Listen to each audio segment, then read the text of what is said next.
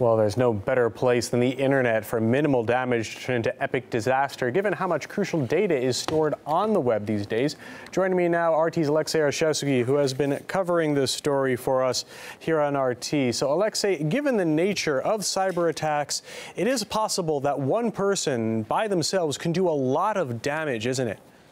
Well, cyber attacks may not be as deadly. They're not directly killing people as the weapons of mass destruction do, but in terms of the infrastructural damage, they're just as effective. Take, for instance, the recent Stuxnet virus attack by the US government on the Iranian nuclear program. Imagine something went wrong there and let's say, for instance, the nuclear facility started exploding. The death toll would have been enormous. Or take the ongoing cyber attack from an unknown Islamic organization on banks in the United States. This is not killing people. This is not directly causing any bodily harm. But certainly the fact that this attack, which has already been described by experts as the longest standing cyber attack on industrial sector, is creating huge financial damage.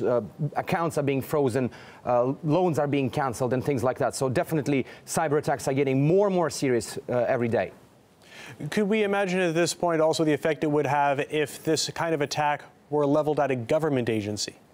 Well, the attack you mentioned earlier, experts said that if it was directed at Downing Street 10, the UK government's website would have been down in a matter of seconds. You know, generally cyber attacks have been all about, mostly about online vandalism, asserting themselves on the internet. Like, for instance, the downing of the CIA website by the anonymous hacker group last year.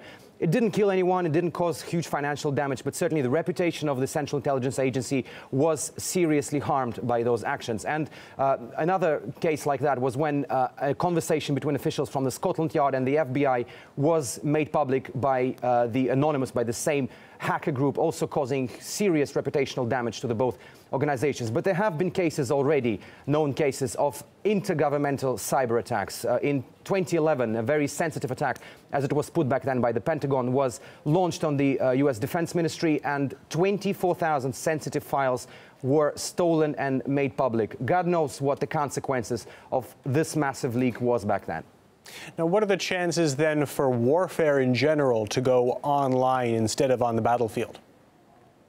Well, should any major warfare, major conflict happen, definitely the cyber part of it will be something of a new dimension, something of an integral part of this conflict, especially that we're living in an era when satellites control the missiles, and imagine somebody hacking into those satellites and directing missiles in the other direction.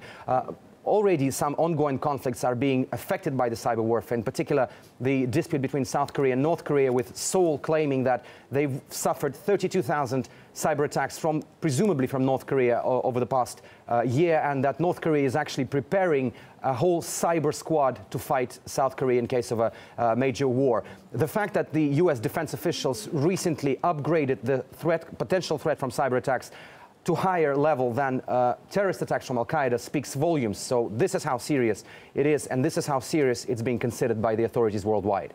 All right, RT's Alexei Arshevsky on top of the story for us. Thanks very much for that update.